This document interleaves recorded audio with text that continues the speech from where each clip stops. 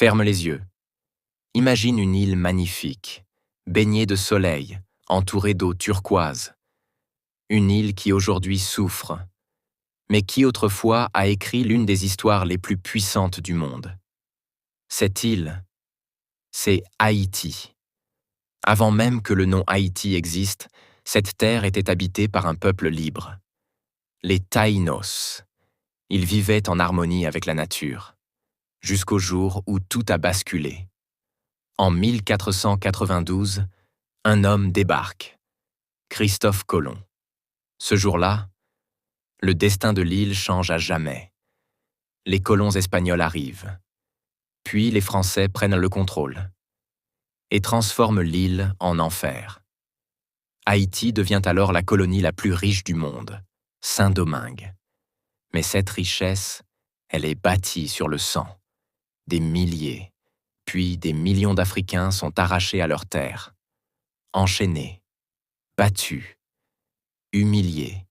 Ils travaillent dans les plantations de sucre, de café, sous le soleil brûlant, sans espoir. Chaque jour est une souffrance, chaque nuit, une prière. Mais dans leur cœur, une flamme ne s'éteint pas 1791. Une nuit sombre, une cérémonie secrète, un serment. Les esclaves décident de ne plus subir. Ils se lèvent, le feu commence. Les plantations brûlent, les chaînes tombent. Un homme va devenir le symbole de cette révolution. Toussaint Louverture, un ancien esclave, devenu stratège, devenu leader. Il organise une armée. Il défie les plus grandes puissances du monde. Empire, la France, l'Espagne, l'Angleterre. Tous veulent contrôler cette île. Mais les Haïtiens ne reculent pas. Ils se battent avec courage, avec rage, avec dignité. Toussaint Louverture devient un symbole de liberté. Mais la France n'accepte pas.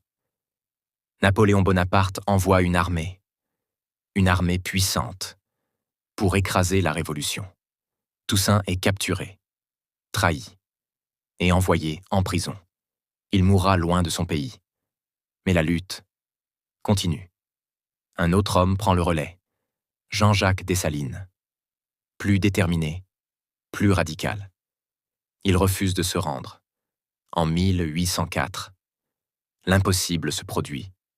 Haïti devient le premier pays noir libre au monde, le premier pays issu d'une révolte d'esclaves. Le monde est choqué. Les grandes puissances ont peur, car si Haïti a réussi, alors d'autres pourraient en suivre. Mais la liberté a un prix. Très cher. La France impose une dette énorme à Haïti pour compenser la perte des esclaves. Oui, ils ont dû payer pour être libres. Cette dette va détruire l'économie du pays pendant des générations. Haïti est isolé, rejeté, abandonné. Les années passent. Coup d'État, dictature, crise politique. Le pays souffre encore. Puis viennent les catastrophes naturelles, des tremblements de terre, des ouragans. En 2010, un séisme dévastateur frappe Haïti, des centaines de milliers de morts. Le monde regarde, mais l'aide tarde ou disparaît. Aujourd'hui, Haïti est souvent montré comme un pays pauvre, un pays en crise. Mais ce qu'on oublie, c'est son histoire. Une histoire de courage, de résistance, de dignité. Les Haïtiens sont un peuple fort. Malgré la douleur, ils continuent d'avancer. Ils chantent, ils dansent, ils espèrent. Haïti n'est pas juste un pays, c'est un symbole de liberté. Un peuple qui a dit non à l'esclavage. Un peuple qui a défié le monde entier et qui a gagné. Alors la prochaine fois que tu entends parler d'Haïti, ne vois pas seulement la souffrance.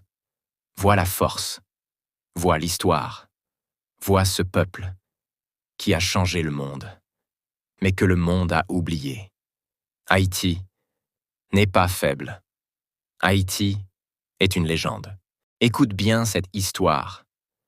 Parce que ce que tu vas entendre, ce n'est pas un film, ce n'est pas une série Netflix, C'est la réalité d'un pays. Haïti. Un pays qui autrefois faisait rêver. Un pays de courage, de liberté. Le premier peuple noir à dire non à l'esclavage. Mais aujourd'hui, Haïti pleure. Dans certaines rues, ce ne sont plus les lois qui dirigent. Ce sont les armes, des hommes armés, des gangs, qui décident qui vit et qui souffre. Imagine, tu es chez toi, avec ta famille, et au milieu de la nuit, tu entends des coups de feu. Ton cœur bat fort, tes mains tremblent, et tu dois fuir, sans rien, sans savoir si tu reviendras un jour. Des enfants, oui, des enfants, grandissent avec la peur au ventre.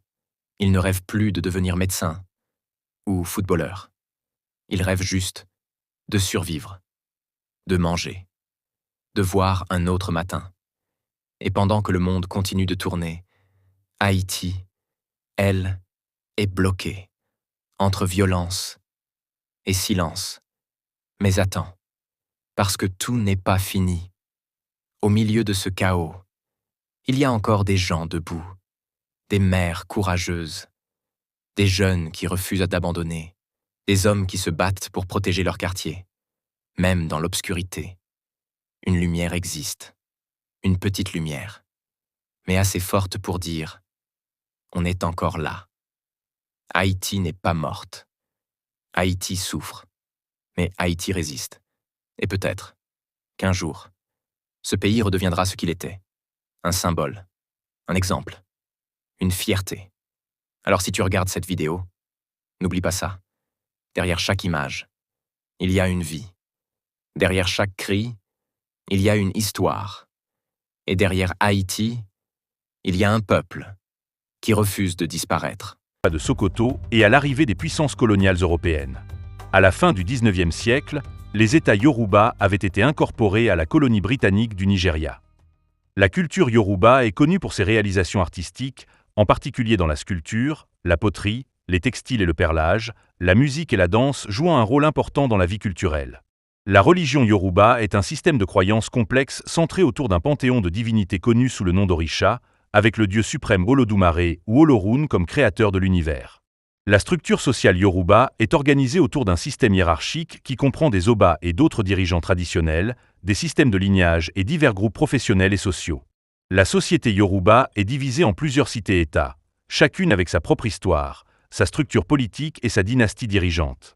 Le peuple Yoruba a également un système de lignage étendu, avec des familles appartenant à des lignées ou des clans spécifiques basés sur une descendance patrilinéaire. Le peuple Akan. Le peuple Akan est originaire du désert du Sahara et des régions sahéliennes d'Afrique et a migré vers la région forestière vers le XIe siècle.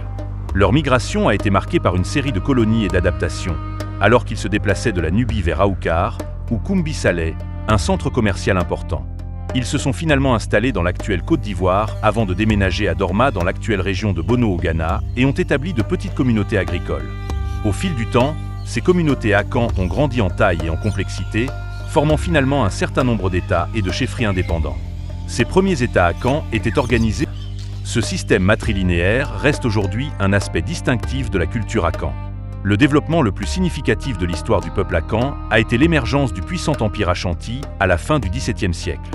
L'empire Ashanti, dirigé par l'Azanté aîné, ou roi, a étendu son territoire à travers une série de campagnes militaires, dominant finalement une grande partie du Ghana actuel. La force de l'Empire résidait dans son administration centralisée, sa puissante armée et le contrôle des abondantes ressources aurifères de la région. La puissance et la richesse de l'Empire Ashanti ont attiré l'attention des commerçants européens et des puissances coloniales, ce qui a entraîné une augmentation des contacts et des échanges avec le monde extérieur. Au XIXe siècle, l'Empire Ashanti s'est retrouvé en conflit avec l'Empire britannique, ce qui a entraîné une série de guerres anglo-Ashanti. Les Ashanti ont finalement été vaincus et incorporés dans la colonie britannique de la Gold Coast en 1902. La culture Akan est connue pour son talent artistique dans les textiles, l'orfèvrerie et la poterie, le tissu kanté étant l'exemple le plus célèbre de l'art textile Akan. La musique et la danse, comme Adowa et Kété, jouent un rôle important dans la culture Akan. La religion Akan implique le culte d'un dieu suprême, de dieux inférieurs et d'esprits responsables de divers aspects de la vie, les esprits ancestraux jouant un rôle crucial. Les pratiques religieuses traditionnelles Akan impliquent des cérémonies, des offrandes et des rituels pour apaiser les dieux, les esprits et les ancêtres. La société Akan a un système de parenté matrilinéaire, avec un statut social et un héritage tracé à travers la lignée féminine, et est organisée hiérarchiquement, avec différents niveaux d'autorité politique. Les sous-groupes Akan, tels que Azante, Fant et Akuapem, partagent de nombreux traits culturels communs, notamment le système matrilinéaire, les croyances religieuses et les traditions artistiques. Le peuple Congo. Les origines du peuple Congo remontent à la population plus large de langue bantoue, qui a commencé à migrer de la région autour du Nigeria et du Cameroun moderne vers différentes parties de l'Afrique vers 1000 avant notre ère. Les migrations bantoues ont introduit l'agriculture, le travail du fer et de nouvelles structures sociales dans les régions où elles se sont installées. On pense que le peuple Congo, comme d'autres groupes de langue bantoue, a migré du nord et s'est installé dans la région de l'Afrique centrale autour du bassin du fleuve Congo. L'histoire du peuple Congo est étroitement liée à l'essor du royaume de Congo, qui a été établi vers le XIVe siècle. Le royaume était un État hautement centralisé qui s'étendait sur l'actuel nord de l'Angola, la République démocratique du Congo et la République du Congo. Il était gouverné par le Mani-Congo, un roi qui détenait à la fois l'autorité politique et spirituelle sur le peuple Congo. Le royaume de Congo a connu une croissance et une prospérité importantes au cours des XVe et XVIe siècles, principalement en raison de sa situation stratégique le long de la côte atlantique et du contrôle des routes commerciales. L'économie du royaume était basée sur l'agriculture, l'artisanat et le commerce à longue distance, qui comprenaient des articles tels que les textiles, l'ivoire et le cuivre. À la fin du XVe siècle, le royaume de Congo établit des contacts avec les Portugais, intéressés par le commerce et l'activité missionnaire. Ce contact a conduit à une période d'échange culturel et d'adaptation, ainsi qu'à l'introduction du christianisme dans le peuple Congo. Le Mani-Congo et de nombreux nobles Congos se sont convertis au christianisme, et la capitale du royaume, Mbanza-Congo, est devenue un important centre d'apprentissage et d'art chrétien. Malgré les relations pacifiques initiales avec les Portugais, le royaume de Congo s'est finalement empêtré dans la demande européenne croissante d'esclaves. Cette implication dans la traite des esclaves a entraîné des conflits internes, des perturbations sociales et le déclin éventuel du royaume. À la fin du XVIIe siècle, le royaume de Congo était fragmenté et son pouvoir avait diminué. Il a finalement été annexé par les Portugais en 1885 lors de la ruée vers l'Afrique. La culture Congo est connue pour ses réalisations artistiques, en particulier dans la sculpture sur bois, la poterie et les textiles. La religion traditionnelle Congo est centrée sur le culte des ancêtres et des êtres spirituels connus sous le nom de Minkizi, tandis que le dieu suprême est Edzambi Mpingu. La société Congo est organisée de manière hiérarchique, avec des dirigeants traditionnels au sommet et de nombreux clans et lignées basés sur la descendance matrilinéaire. L'héritage et le statut social passent par la lignée féminine. La musique et la danse Congo, avec une variété d'instruments tels que des tambours et des marimbas, sont souvent joués lors de cérémonies et de festivals. Les artisans Congo ont une longue histoire de création de sculptures complexes, souvent imprégnées de symbolisme et de pouvoir spirituel. Les textiles Congo, tels que le tissu de raffia, présentent souvent des motifs et des motifs complexes.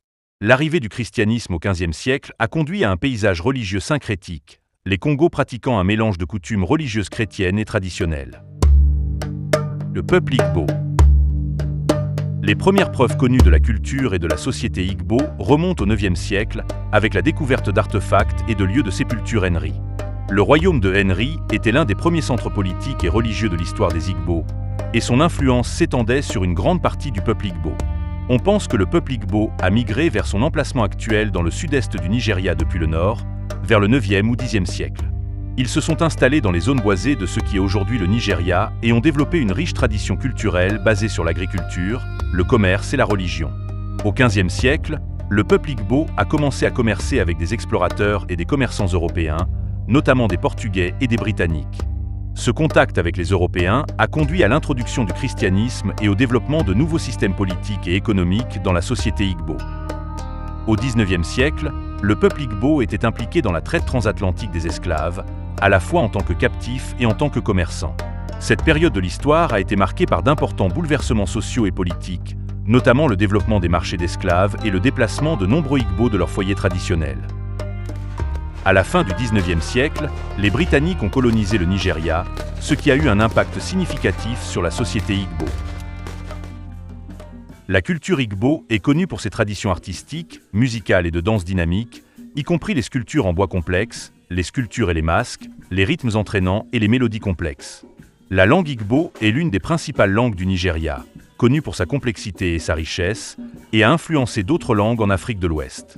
La religion traditionnelle Igbo est centrée sur le culte d'un dieu suprême, Chukwu ou Chineke, et de divinités moindres et d'esprits ancestraux. La société Igbo est basée sur un système de réseaux familiaux étendus, connu sous le nom d'Umuna, qui détermine le statut social, les pratiques de mariage et les droits de succession. La famille est un élément central de la culture et de la société Igbo, les familles élargies jouant un rôle important dans l'organisation sociale et la vie économique. De nombreux Igbo se sont convertis au christianisme ou à l'islam tout en conservant leurs croyances et pratiques religieuses traditionnelles. La société comprend également une variété de groupes professionnels et sociaux, tels que les agriculteurs, les commerçants et les artisans, qui contribuent à la diversité et à la complexité de la vie sociale Igbo. Le peuple mandingue. Le peuple mandingue ou mandinka est un groupe ethnique originaire d'Afrique de l'Ouest, en particulier dans la région qui est aujourd'hui le Mali, le Sénégal et la Guinée-Bissau. L'histoire du peuple mandingue remonte à la région du Mandène au sud du Mali, où le pays était célèbre pour l'abondance d'animaux et de gibier qu'il abritait, ainsi que pour sa végétation dense. La région de Mandène faisait initialement partie de nombreux royaumes fragmentés qui se sont formés après l'effondrement de l'empire du Ghana au XIe siècle. Cependant, sous le règne de Soundiata Keita, fondateur de l'empire du Mali, ces royaumes ont été consolidés et la Mandinka s'est étendue à l'ouest du bassin du fleuve Niger. Cette migration a commencé à la fin du XIIIe siècle et de nombreux artisans orfèvres et forgerons mandingues métallurgistes se sont installés le long de la côte et dans les collines du Fouta Djallon et les plateaux d'Afrique de l'Ouest.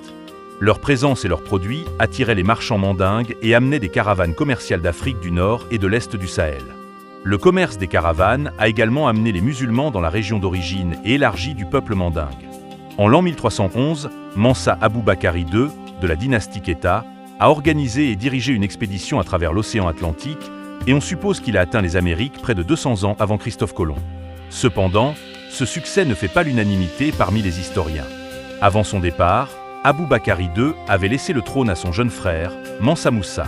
En 1324, Mansa Moussa, le souverain du Mali, souvent cité comme l'homme le plus riche de tous les temps, partit en pèlerinage du Hajj à la Mecque avec une caravane transportant de l'or.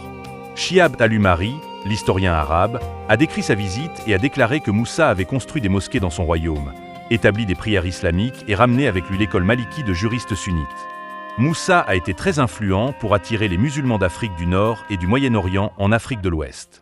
Au XVIe siècle, l'empire du Mali a commencé à décliner et le peuple mandingue a commencé à migrer vers d'autres régions d'Afrique de l'Ouest, notamment le Sénégal, la Gambie, la Guinée-Bissau et la Guinée-Conakry.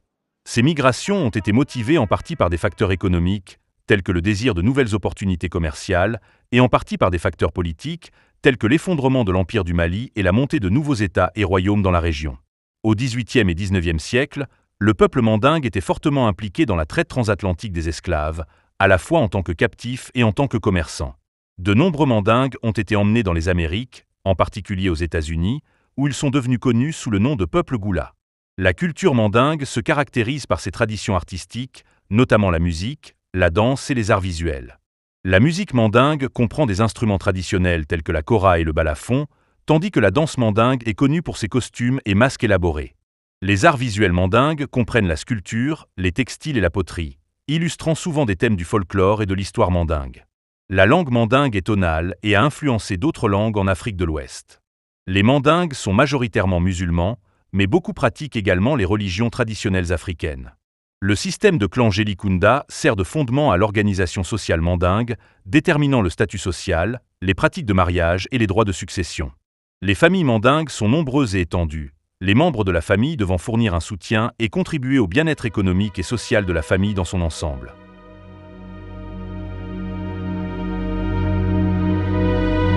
Les Européens ont commencé à avoir des contacts avec l'Afrique au XVe siècle, principalement par l'intermédiaire des Portugais, qui cherchaient une route maritime vers l'Inde et l'Asie.